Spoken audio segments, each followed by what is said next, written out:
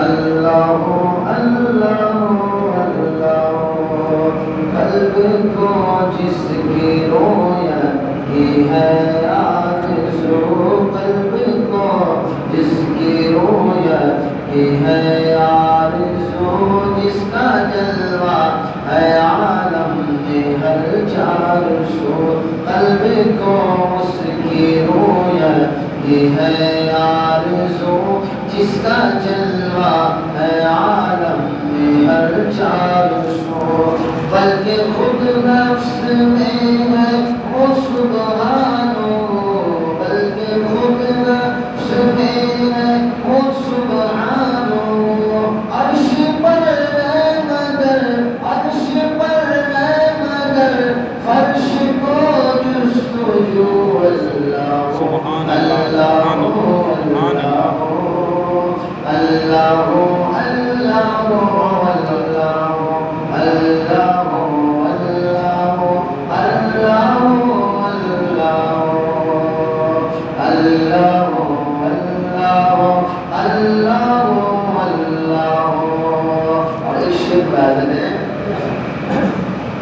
سارے عالم کو ہے تیری جستجو جنوں انسوں ملک تو تیری آرزو سارے عالم کو ہے تیری جستجو جنوں انسوں ملک تو تیری آرزو یاد میں تیری ہر ایک ہے صبح سو یاد میں ہر ایک ہے تیری ہے صبح سو من میں ورشی لگا من میں ورشی لگا تیرے ضربات سبحان اللہ سبحان اللہ اللہ اللہ اللہ اللہ اللہ آپ لوگ کو پڑھیے تاکہ اللہ تعالیٰ قلب کو روشن کرے اللہ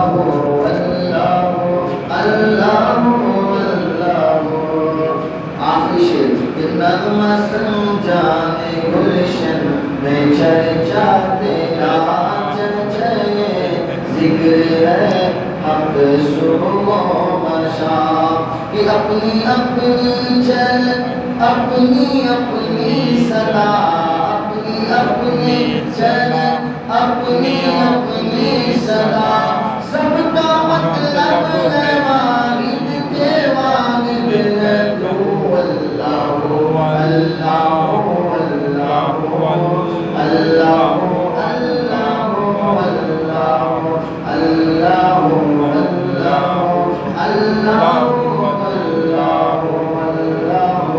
اللہ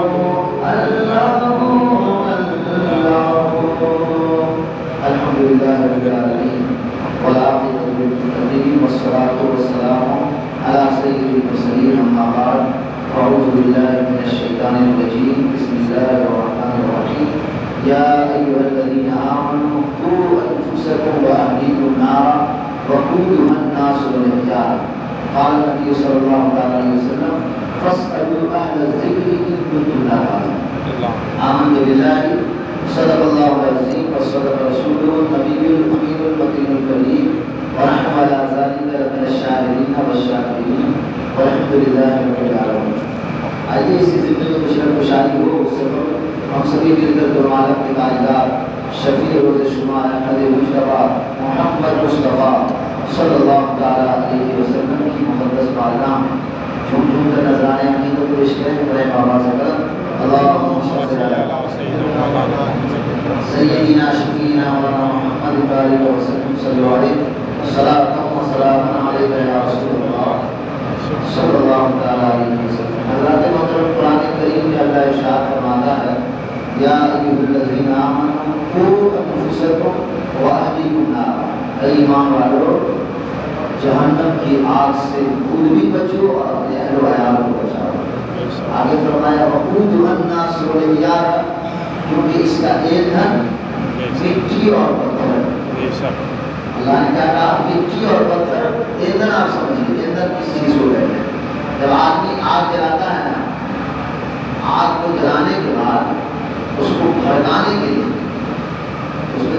کا چھڑکاؤ کیا جائے یا کسی کے پاس اگر کوئی اور چیز ہو، رومان وغیرہ اگر کوئی جلاتے ہیں یا کوئی بھی چیز جلاتے ہیں آپ گھر میں، تو اس پر جب چھڑکاؤ ہوتا ہے کسی چیز کا تو وہ اور بھڑکتا ہے۔ تو اللہ نے جہنم کی آگ کو بھڑکانے کے لیے انسان اور پتھر کا انتظام، یہ مٹی اور پتھر جب ڈالا جائے گا جہنم میں تو جہنم اور بھڑکے گی، جہنم کی آگ اور بھڑکے گی اور اتنی بھڑک جائے گی۔ حدیث پاک میں نبی فرماتے ہیں کہ اللہ نے جہنم کی آگ کو جب جلایا تو اس کو 70,000 برس تک جلتا رہا، جہاں تک کہ وہ لال انگارہ ہو، پھر 70,000 برس جلا جہاں تک کہ وہ سفید ہو گیا، پھر 70,000 برس تک جلا یہاں تک کہ وہ کالا ہو گیا۔ نبی فرماتے ہیں کہ جہنم اب ایک کالی کوٹ بھی، اب جہنم کی آگ سے اللہ نے کہا کہ بچاؤ، خود بھی بچو اور اپنے اہل و عیال کو بچاؤ۔ تو بچنے کے لیے کیا کرنا ہو؟ بچنے کے لیے ہمیں کرنا کیا ہے؟ تو سب سے پہلے اشہد ان لا الہ الا اللہ اشہد ان محمد عبدہ و رسولہ، کیونکہ اللہ نے وعدہ ایمان والوں سے کیا ہے اور اللہ مخاطب ایمان والوں سے ہو رہا ہے۔ یہ ضروری کافیوں کا تو معاملہ ہی نہیں ہے، یہاں تو ایمان والوں سے کہا جا رہا ہے ایمان والوں جہنم کی آگ سے خود بھی بچو اور اپنے اہل و عیال کو بھی بچاؤ۔ مطلب کیا؟ مطلب یہ صاف ہو رہا ہے کہ اگر تم جہنم کی آگ سے بچنا چاہتے ہو تو اللہ کے محبوب کے دامن کو پکڑ لو اور تمام برائیوں سے دور ہو جاؤ۔ جب بندہ کلمہ طیبہ پڑھتا ہے تو وہ صاحب ایمان ہو جاتا ہے۔ جب صاحب ایمان ہو گیا تو صاحب ایمان پر نماز بھی فرض ہے، روزہ بھی فرض ہے، حج و زکوٰۃ بھی فرض ہے۔ میں نے ایک بات شروع میں کہی تھی، چونکہ بیچ میں محرم حرام کا مہینہ آ گیا اور اس کے بعد میرا گھر بھی جانا ہوا تو بہت ساری میری افراتفری ہے اور کم لوگ ہیں لیکن جتنے ہیں اللہ کا فضل ہے، ضروری نہیں ہے ایک بھی اگر ان میں سے کسی نے عمل کر لیا تو کامیابی، کیونکہ مقصد شہرت نہیں ہے، مقصد ہے دین کا پیغام لوگوں تک پہنچانا۔ ہمیشہ یاد رکھیے کہ اللہ نے جس کام کے لیے جس کو منتخب کیا ہے، میں ایک بات فرض کروں کہ دنیا میں سب سے زیادہ قیمتی چیز اللہ نے جو بنائی ہے وہ ہے وقت، ٹائم۔ اس سے زیادہ قیمتی چیز کوئی نہیں۔ اگر کوئی آپ کے لیے آدھا گھنٹہ نکال رہا ہے تو زندگی میں اس نے اپنی زندگی کی سب سے بڑی دولت آپ کے حوالے ہے۔ میں آپ کو وقت دے رہا ہوں، اپنا علم تو اپنی جگہ ہے لیکن وقت جو دے رہا ہوں یہ سب سے بڑی قیمتی چیز ہے۔ یہ آپ کے لیے صرف ہو رہا ہے، مقصد کیا ہے کہ ہمارے جتنے لوگ ہیں عوام ہیں یہ دین کی طرف راغب ہو جائیں، دین کو سمجھے کہ اسلام ہے کیا۔ تو میں نے ایک بات شروع میں عرض کی تھی کہ ان تمام چیزوں کے لیے نماز کو پڑھنے کے لیے علم کا ہونا ضروری ہے، روزہ رکھنے کے لیے بھی علم کا ہونا ضروری ہے، حج کے لیے بھی علم کا ہونا ضروری ہے، زکوٰۃ کے لیے بھی علم کا ہونا ضروری ہے۔ گویا اس بات کی وضاحت ہے جو حدیث پاک میں نبی نے فرمایا طلب العلم فریضۃ علی کل مسلم و مسلمہ، نبی نے فرمایا کہ علم دین کا طلب کرنا ہر مسلمان مرد و عورت پر فرض ہے۔ فرض سے مراد میں نے پچھلے بار کہا تھا اور کب چونکہ ذہن سے بھی بات نکل گئی ہو تو میں چاہتا ہوں کہ اس بات کو ذہن نشین کرایا جائے اور انشاءاللہ یہ جمعہ کے بعد یہ سنیچر کا دن میں نے اس لیے انتخاب کیا تھا کہ تاکہ لوگ جتنے بھی احباب ہیں، چونکہ یہ شہر ہے اور شہر کے لوگ مصروف رہتے ہیں، جب دیہات کے لوگوں کو فرصت نہیں تو شہری لوگ تو آپ مصروف رہتے ہیں، تو میں نے اس رات کا اس لیے انتخاب کیا کہ ترکیبوں سے اگر تم نہیں جانتے اہل ذکر سے پوچھو اگر تم نہیں جانتے۔ اب یہاں الٹا ہو گیا ہے، یہاں کیا ہے؟ الٹا ہے۔ الٹا کیا ہے؟ کہنا پڑتا ہے کہ سیکھو، جبکہ حدیث پاک میں کہیں بھی دکھا دیا جائے، قرآن نے بھی کہا علم دین سیکھنے کے حوالے سے کہا قل هل يستوي الذين يعلمون والذين لا يعلمون، کیا جاننے والے اور نہ جاننے والے برابر ہیں؟ ہرگز برابر نہیں۔ کیوں بجائے برابر نہیں ہے؟ کیونکہ جانکار جو ہوتا ہے اس کا سارا عمل پختہ ہوتا ہے اور ناجانکار جو جانکار نہیں ہے، جس کو علم نہیں ہے، اس کو کوئی جانکاری نہیں ہے، تو وہ جو نماز پڑھے گا وہ نماز بھی ادھوری ہوگی، اس کا روزہ بھی ادھورا ہوگا، اس کے تمام اسلامی ارکان اور تمام عبادت و ریاضت میں ادھورا ہوگا، کیونکہ علم سیکھ کر کے جب بندہ نماز پڑھے گا تو اس کا رکوع بھی صحیح ہوگا، اس کا سجدہ بھی صحیح ہوگا، اس کا قیام بھی صحیح ہوگا، اس کا قوما بھی صحیح ہوگا، اس کا اخیرہ قاعدہ اخیرہ بھی صحیح ہوگا، یہ تمام چیزیں اس کا سجدہ، ان میں اب سجدے میں کیا حالت ہے اس کا سمجھنا ضروری ہے، رکوع میں کس طرح جانا ہے اس کا سمجھنا ضروری ہے، قیام میں کس طرح کھڑا رہنا ہے اس کا سمجھنا ضروری ہے۔ یہ تمام چیزیں آدمی کب جانکاری حاصل کرے گا؟ جب وہ علم سیکھے گا۔ جب تک وہ یہ نہیں سیکھ سکتا اس کو جانکاری نہیں ہو سکتی۔ وہ سیکھ کر کے دیکھ کے نماز پڑھے گا۔ ہمارے یہاں اکثر و بیشتر ہندوستان کی سرزمین میں اکثر و بیشتر ہمارا حال یہ ہے کہ ہم نے علم سیکھ کر کے نہیں بلکہ دیکھ کر کے پڑھا، دیکھا ہے۔ نماز ہم سیکھتے نہیں ہیں، پڑھ کے نماز نہیں پڑھتے ہیں، علم سیکھ کر کے نماز نہیں پڑھتے بلکہ دیکھتے کہ فلانا آدمی اس طرح کھڑا ہے تو ہم بھی اسی کی نماز پڑھتے ہیں۔ اب اور اس کی نماز نہیں ہو رہی تو آپ بھی ہے نا۔ مثال کے طور پر میں نے دیکھا کہ بہت سارے پہلے کے زمانے میں لوگ وضو کیا کرتے تھے، تو میں نے دیکھا بہت سارے علماء کرام کو کہ وہ اس طرح سے کام میں انگلی ڈالنے کے بعد اس طرح کرتے تھے۔ بچپنا کا عالم تھا، میں سوچا کہ یہ بھی کچھ ارکان ہے وضو میں، یہ ضروری ہے، اس طرح کر کے وہ اس طرح کرتے تھے۔ تو ہم نے بھی ایسا کیا، استاد نے کو بلایا، ارکان کی کیا کر رہے ہیں؟ حضرت آپ کو دیکھ کے کر رہے ہیں، ہم جو کریں گے وہ کرو گے، پہلے سمجھو کہ یہ میں ٹھیک کر رہا ہوں۔ انہوں نے بتایا کہ یہ سلسلے کی چیز ہے، اس سلسلے میں بتایا جاتا ہے کہ اس طرح سے کانوں میں انگلیاں ڈال کر اس کے بعد اس طرح سے بندش کی جاتی ہے، بدن کو ہلا جاتا ہے اس طرح سے گھمانے کا۔ تو یہ طریقہ ہے جس کی جانکاری ہم کو بعد میں ملی، لیکن ہم نے کیا سوچا کہ یہ بھی وضو میں شامل ہے۔ اسی طرح نماز بن جاتے ہیں، اکثر حال ہمارا یہ ہوتا ہے، اکثر ہمارا حال یہ ہوتا ہے کہ ہمارا کھڑا ہونے کا جو طریقہ ہے وہ درست نہیں، اس لیے دوسرے کا ہم نے دوسرے کو دیکھا کہ وہ ٹیڑھا ہو کے کھڑا ہوا ہے، ہم بھی ٹیڑھے ہو کے کھڑے ہو گئے۔ وہ اگر سیکھا ہے تو ہم سیکھیں ہیں، رکوع میں اگر وہ تھوڑا سا ابھرا اس کا نکلا ہوا ہے یعنی اس کی پیٹھ نکلی ہوئی ہے تو ہم نے بھی اسی طرح رکوع کیا، تو پتہ چلا کہ علم کا سیکھنا بہت ضروری ہے۔ تو میں یہ عرض کر رہا تھا کہ قرآن یا حدیث کسی بھی حوالے سے آپ کرتے تھے تو ہر جگہ یہ ذکر ہوا کہ علم سیکھو۔ اب ایک جگہ حدیث پاک میں اطلب العلم ولو کان بالسین، اگر تمہیں علم دین سیکھنے کے لیے ملک میں چین جانا پڑے تو جاؤ، لیکن علم دین سیکھو۔ کیا مطلب علم دین جس کو چاہت ہوتی ہے اس کو سیکھنے کے لیے جانا پڑتا ہے۔ مثال کے طور پر پیاسے کو جب پیاس لگتی ہے تو پانی اس کے سامنے نہیں آتا بلکہ پانی کے پاس ہو جاتا ہے۔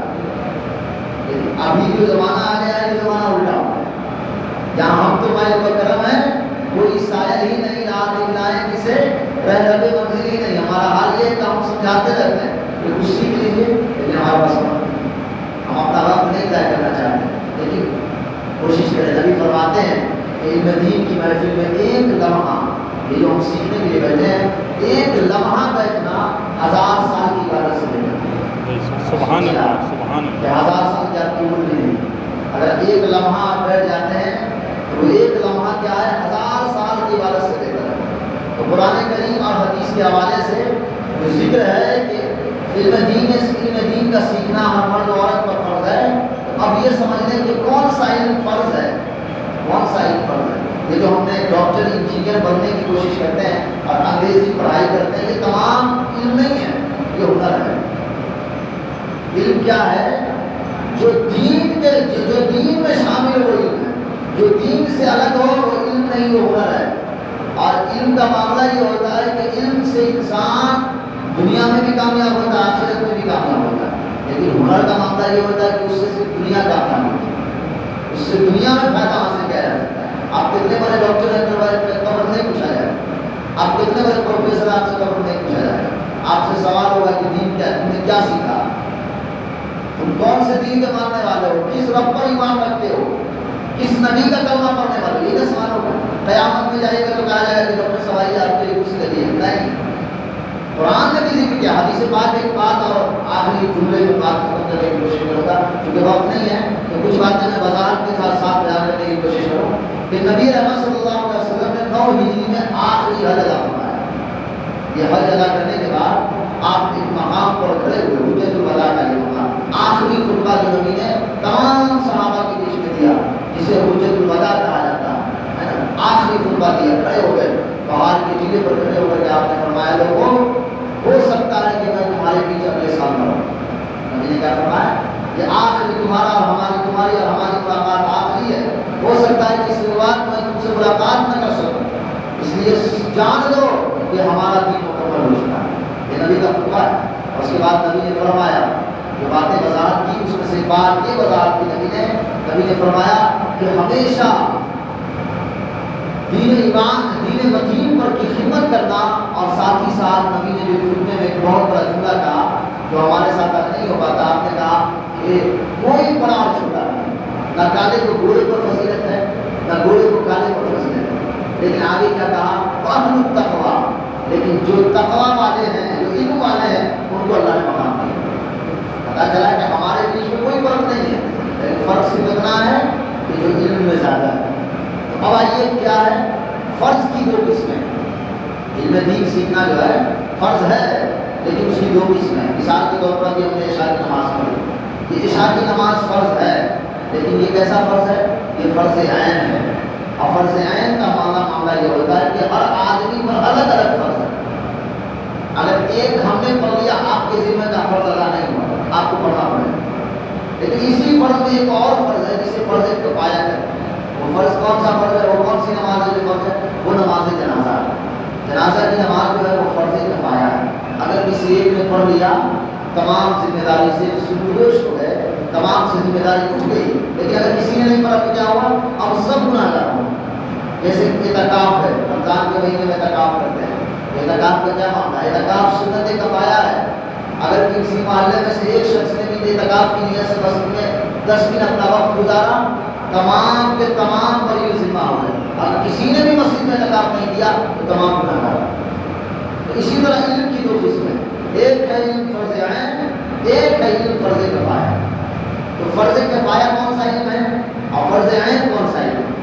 فرض عین وہ علم ہے کہ نماز کی جانکاری, نماز میں جتنے بھی مسائل ہیں ان کی جانکاری, وضو میں جتنے بھی مسائل ہیں اس کی جانکاری, حج و زکوٰۃ میں جتنے بھی مسائل ہیں ان کی جانکاری, کون سی چیز حلال ہے, کون سی چیز حرام ہے, کون سی چیز مکروہ ہے, کون سی چیز مکروہ تحریمی ہے, کون سی چیز مکروہ تنزیہی ہے, کون سی چیز مباح ہے, اس کی جانکاری, اس کو فرض عین کہتے ہیں. یہ علم فرض عین ہے اور یہ ہر مرد اور عورت پر سیکھنا فرض ہے. اگر کسی نے نہیں سیکھا, آپ سوچتے ہیں کہ ہم نہیں سیکھیں گے تو کیا ہوگا؟ قیامت کے دن پوچھا جائے. اسے بات میں آیا ہے کہ نبی فرماتے ہیں کہ قیامت کے دن ہر ایک سے الگ الگ سوال ہوگا. اس سے علم دین کے بارے میں بھی سوال ہوگا, علم دین کے بارے میں سوال. اگر علم دین کے بارے میں سوال ہوگا تو عالم دین سے پوچھا جائے گا, غیر عالم سے پوچھا جائے گا. کیا پوچھا جائے گا؟ تم نے علم دین کیوں نہیں سیکھا؟ کیا جواب دیجیے؟ کہ ہمارے پاس وقت نہیں تھا, ہمارے پاس وقت نہیں تھا. وقت تھا, سہولت تھی, ایک دور تھا. آپ ہم لوگوں کا تو زمانہ بہت بات کا ہے, چچا لوگ ہیں جسے بھی بڑے بڑے پرانے لوگ ان سے پوچھیے تو علم دین سیکھنے کے لیے لوگ اپنے بچوں کو بڑے بڑے دور گاؤں میں لے جا کر پڑھاتے ہیں. وہ بھی دور گزرا ہے. اور لوگ چاہتے تھے کہ ہمارا بچہ حافظ قرآن بنے, لوگ چاہتے تھے کہ ہمارا بچہ عالم دین بنے, لوگ چاہتے تھے کہ ہمارا بچہ امام بنے. لیکن آج کیا ہوا؟ آج ہمارے اندر نئی نئی چیزیں پیدا ہو گئی اور ہم ماڈل ہونا شروع ہو گئے.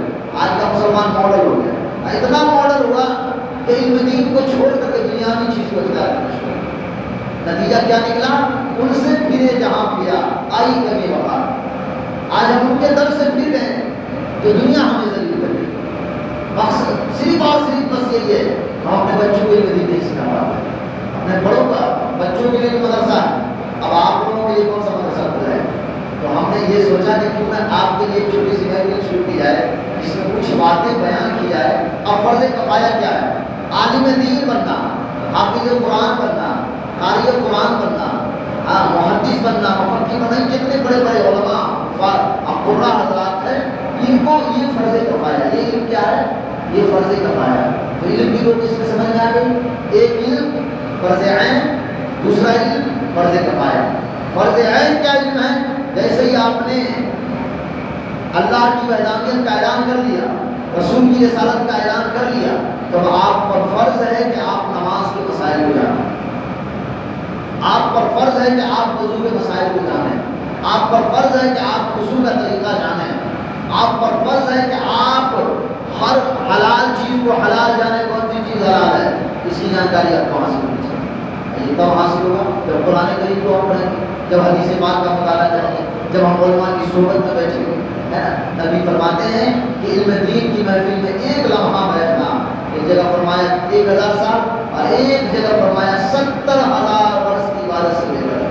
سبحان اللہ، سبحان یہ اللہ۔ حدیث بات ہے، یہ ہمیں بتایا جا رہا ہے کہ علم دین کا کیا مرتبہ ہے، علم دین کا کیا معاملہ ہے، اور علم دین سیکھنے سے کیا فائدہ ہوتا ہے۔ اب یہاں پر ایک بات آ گئی، ایک چھوٹا سا واقعہ پیش کریں تاکہ سمجھ میں آئے کہ علم دین کیا ہے۔ ایک بہت بڑے تابعین بزرگ گزرے ہیں، تو وہ فوج میں تھے، وہ سمجھتے ہیں وہ فوج میں تھے، اسلامی لشکر میں تھے۔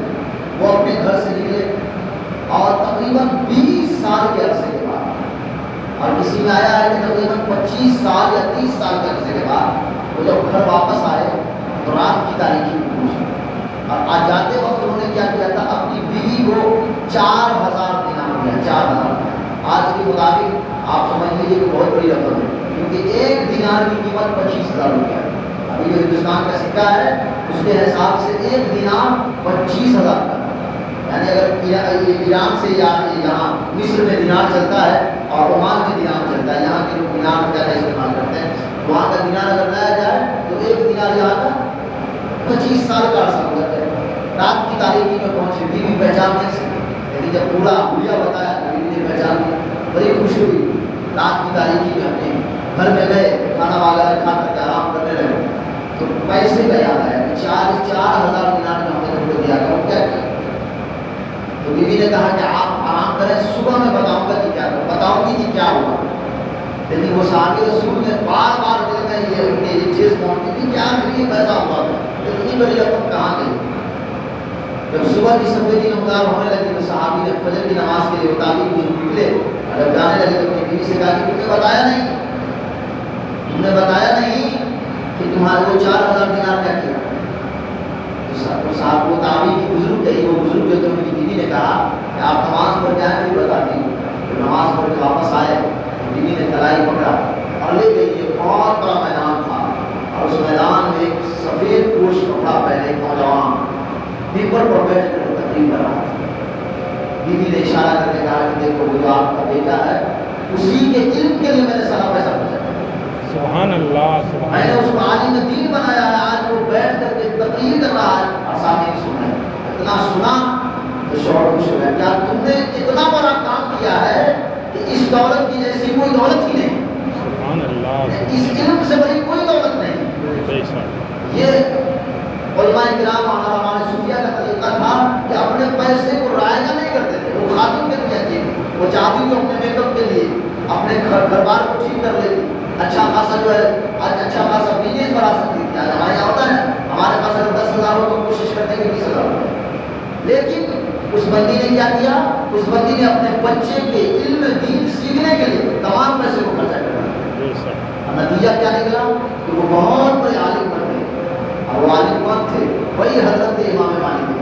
سبحان اللہ۔ امام مالک اتنے بڑے عالم بنے، وہ کون تھے؟ انہی کے والد تھے جنہوں نے اپنے باپ بیوی کو 4,000 دینار دیا۔ تو یہ علم دین کی فضیلت ہے۔ اب آئیے، کیونکہ وقت کی قلت ہوتی ہے تو ہم چاہتے ہیں کہ جلدی جلدی میں کچھ مسائل بیان کیا جائے۔ درود پاک پڑھیں، اللہم صلی علی سیدنا شفیعنا محمد علیہ وسلم صلاۃ و سلام علیہ یا رسول اللہ۔ وقت کی قلت بھی ہے اور سب کو آرام کرنا ہوتا ہے۔ دین کا غلبہ ایسا ہے کہ انسان سب کچھ برداشت کر سکتا ہے لیکن دین برداشت نہیں کر سکتا۔ میں بھی چاہتا ہوں کہ آپ سے مسائل کے کچھ مسائل بیان کرنے کی کوشش کروں، لیکن سب سے پہلی چیز ہے جو ہمارے لیے ضروری ہو پاک طہارت۔ نماز کے لیے سب سے کیا ضروری ہے؟ طہارت۔ اور طہارت کی دو قسم، طہارت کی دو قسم ہے، ایک ہے طہارت صغریٰ، ایک ہے طہارت کبریٰ۔ ایک طہارت وہ ہے جس سے پاکی یعنی طہارت پانے کے لیے غسل کا ہونا ضروری ہے، اور ایک طہارت وہ ہے جس کے لیے وضو کا ہونا ضروری ہے۔ اب طہارت صغریٰ، اب طہارت کبریٰ آسانی سے سمجھ جائیں اس لیے میں بتانے کی کوشش کروں۔ طہارت کبریٰ یہ ہے جیسے مثال کے طور پر کوئی بندہ ناپاک ہوا ہے اور اسے غسل کرنا اس پر فرض ہے، وہ غسل کرے، لیکن غسل کس طرح کرے یہ بھی ضروری ہے، کیونکہ ہم غسل کرتے ہیں لیکن ہمیں پتہ نہیں ہوتا۔ اب غسل کے جو طریقے ہیں اس میں سے ایک طریقہ جو عام طور پر ہمارے یہاں مانا گیا ہے اور اس کا رواج سمجھ رہے ہیں کہ اکثر وہ اس طرح ہے کہ لوگ بس کمر کے نیچے صاف کر لیتے ہیں، کلی وغیرہ کر لیے ہو گئے، ناک میں پانی ڈالا، صحیح سے پانی پہنچا یا نہیں پہنچا اس کی فکر نہیں، جلدی جلدی پانی ڈالا، صابن لگایا، صرف گوڑا ہونا مقصد ہے، صفائی مقصد نہیں۔ صفائی کیا ہے؟ تو نبی رحمت صلی اللہ علیہ وسلم فرماتے ہیں کہ جب غسل کے لیے جاؤ، اور حضور کی حدیث ہے، حضرت عائشہ صدیقہ رضی اللہ تعالیٰ عنہ سے کسی نے سوال کیا کہ یا رسول اللہ صلی اللہ علیہ وسلم پانی کس طرح حاصل کرتے تھے؟ تو آپ نے فرمایا کہ جب حضور کو غسل کرنے کی حاجت ہوتی تو آپ اٹھتے اور اٹھ کر کے اسے پانی منگواتے اور پانی کے قریب جاتے اور سب سے پہلے اپنا کمر کے نیچے کا جو حصہ ہے اس کو آپ بڑھیا طریقے سے دھوتے اور دھونے کے بعد وضو کرنا، کیا کرتے تھے؟ وضو کرتے تھے۔ وضو کس طرح کرتے تھے؟ تو ہاتھ دھوتے تھے، پھر کلی کرتے تھے۔ کلی یہ وضو والا کلی نہیں، اس کلی کی خاصیت یہ ہے کہ یہ کلی غرارے کے ساتھ ہوتی ہے۔ وہ کلی عام کلی ہے، یہ کلی خاص ہے کیونکہ یہ فرض ہے، تو اس کے لیے کیا ہے؟ غرارہ کرنا ضروری ہے۔ غرارہ یوں کہ آپ منہ میں لے کر کے پانی کو خوب دیر تک الگ تک یہاں تک پہنچانے کی کوشش کریں اور پھر اس کو باہر، پھر دوسری بار تیسری بار یہ حرکت کرنے کی ضرورت ہے کہ تاکہ اگر کہیں پر کوئی حلق میں کوئی جگہ سوکھا ہو تو وہ بھیگ جائے۔ 3 بار کا مقصد ہے، ایک بار میں بھی فرض ادا ہو جائے، لیکن 3 بار جو سنت ہے وہ اس لیے ہے کہ تاکہ آدمی آسانی کے ساتھ اپنے گلے کو تر کر سکے، یعنی پوری طرح سے بھیگا سکے۔ اس کے بعد ناک میں پانی ڈالنا ہے۔ اب ناک میں کس طرح پانی ڈالنا ہے؟ تو چمٹو میں پانی لے کر کے، ہمارے یہاں یہ ہوتا ہے کہ ایسے لوگ کرتا ہے تو مرتبہ ناک میں سے ڈالو گے نہیں، آپ اس طرح لیں اور اس کو کھینچیں، جس طرح آپ کوئی چیز کو کھینچتے ہیں اس طرح حکم ہے کہ پانی کو اپنے ناک میں کھینچیں، اور جب پانی یہاں تک پہنچے اس کو نرم ہڈی کہتے ہیں، نام ہے یہ نرم ہڈی ہے۔ جہاں تک کہ پانی پہنچتا ہے تو ہمارے یہاں نام کے بعد لوگ سمجھتے ہیں کہ پانی سر میں گھس گیا، اور سر میں نہیں گھستا ہے، وہ پانی یہیں پہ رہتا ہے، یہاں سے آگے جانے کا راستہ بلاک ہے، یہاں سے آگے راستہ تمام نہیں جائے، یہاں سے سیدھا پھر حلق سے نہیں جاتا ہے۔ ناک سے کوئی چیز اگر حلق سے کوئی چیز نہیں نکلتی تو آپ نے دیکھا ہوگا کبھی کبھی جب کسی کو الٹی ہوتی ہے تو وہ ناک سے بھی نکلتی ہے اور منہ سے بھی نکلتی ہے، پتہ چلا کہ ناک کا سرا منہ سے ہے نہ کہ سر سے، تو ناک میں پانی جائے گا تو وہ پانی باہر آئے گا۔ یہ 2 صورتیں ہوئی، غسل میں 3 فرض ہے جس میں 2 فرض ہم نے بتا دیا۔ تیسرا فرض یہ ہے کہ پورے بدن پر پانی بہانا۔ اب لوگ کرتے کیا ہے؟ ٹھنڈی کے زمانے میں خاص کر کے یہ احتیاط ضروری ہے، گرمی میں تو لوگ اچھے شوق سے نہاتے ہیں، لوگ کے بجائے 3 بالٹی بھی چل جاتا ہے، دیکھتے ہیں کچھ جھرنے کے قریب جا کے کھڑے ہو جاتے ہیں۔ یہ نہانے کا طریقہ ہے، نہائیے اچھے طریقے سے، لیکن ٹھنڈی میں لوگ جلد بازی کے چکر میں کبھی کبھی ہاتھ مار کر کے ہی کام چلاتے ہیں، جبکہ حکم یہ ہے کہ پانی بہانا ہے، چپارنا نہیں ہے۔ اب جہاں پر پانی نہیں ہے وہاں پر اس طرح ہاتھ مل لینے کے بعد پھر اس پر پانی بہانا ہے۔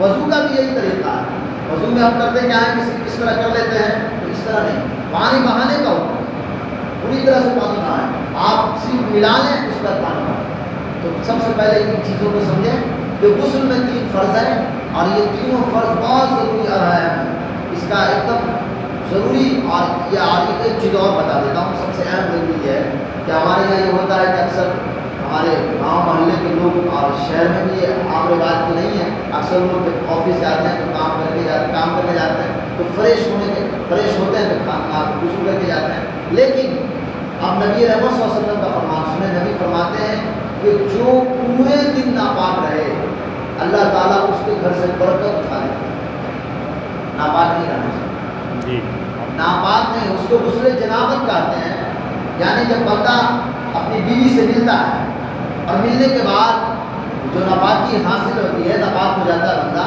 تو اس کی پاکی کے لیے غسل ضروری ہے، اور اس پاکی کا طریقہ یہ ہے کہ صحابہ اس کو چونکہ پابند شرع تھے، صوفیاء کرام کا تو حال یہ تھا کہ پابند شرع تھے، ٹھنڈی ہو یا گرمی ہو اسی وقت غسل کرتے تھے تاکہ فجر کی نماز پڑھ سکیں۔ ہمارے یہاں تو حال یہ ہے کہ فجر کی نماز بھول ہو جاتی ہے، اکثر لوگ فجر کی نماز نہیں پڑھتے، لیکن آپ اگر ایسا کرتے ہیں تو اس سے بچیں، کیونکہ نماز آپ پر علیحدہ فرض ہے، ہر ایک سے سوال ہوگا، کسی کو بخشا نہیں جائے، کسی کو نہیں چھوڑا جائے، اس لیے اس کی ضرور اس کا طریقہ اختیار کریں، اور خاص کر کے نبی رحمت صلی اللہ علیہ وسلم کا طریقہ تھا، ہمارے نبی کا طریقہ تھا۔ حضرت ابن سلمہ فرماتی ہے کہ جب حضور کو غسل کرنے کی حاجت ہوتی تو آپ اٹھاتے نہیں زوجہ کو اٹھاتے اور کہتے پانی گرم کرو.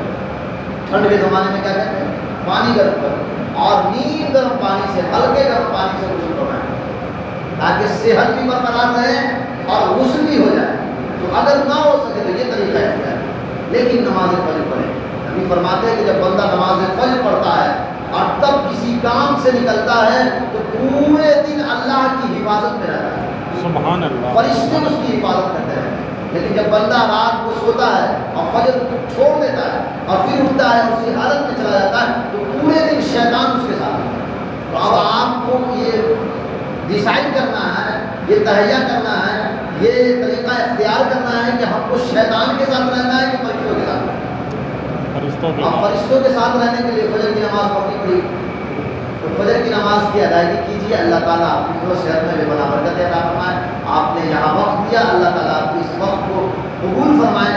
ایک لمحہ بیٹھنا بھی اور ایک ساتھ, چونکہ ضروری نہیں ہے کہ آدمی پوری رات تقریر کرے.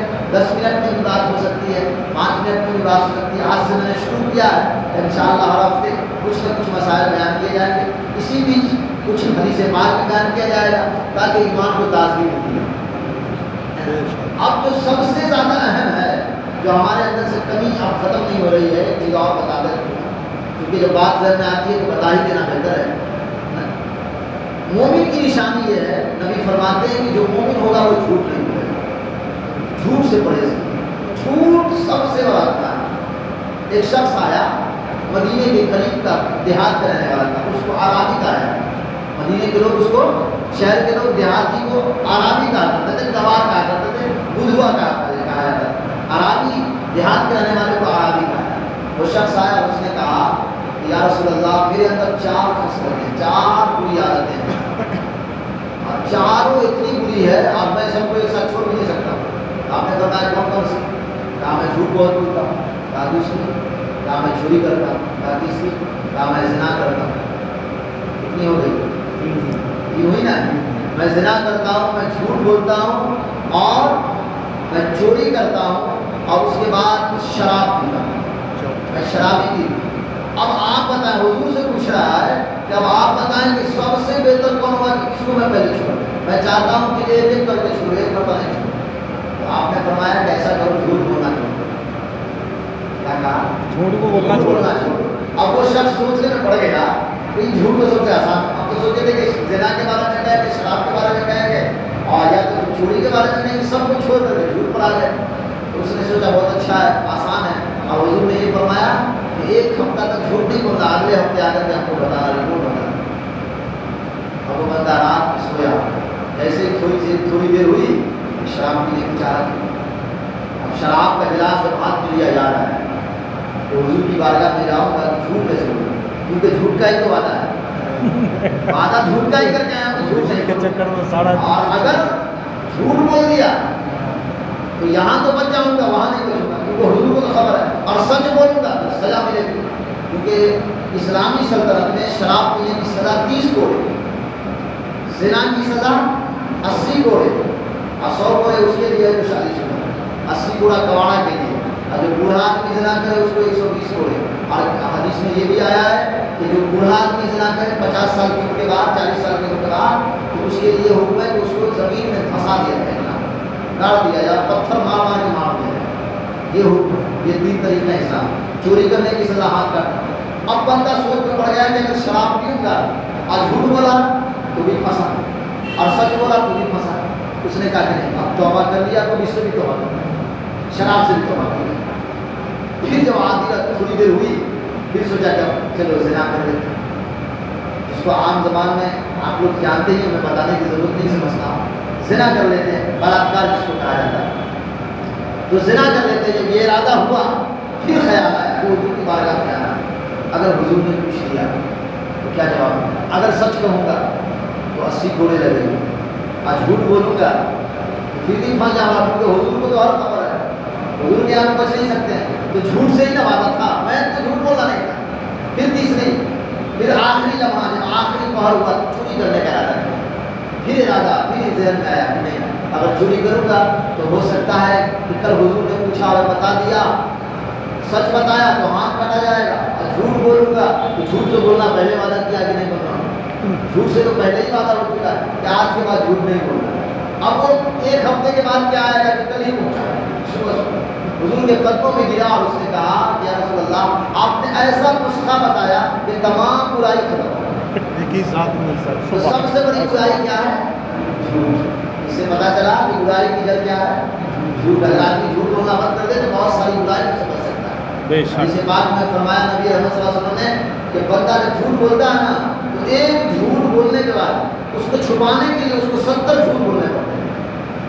آپ دیکھیے گا کبھی ایسا غور کیجیے، آزمانے کی کوشش نہیں کیجیے گا، آزمانے کے چکر میں آدمی گناہ میں چلا جائے۔ آزمانا نہیں ہے لیکن بچنے کی کوشش کی جہاں تک ہو سکے، کیونکہ یہ دور بہت پرفتن دور ہے۔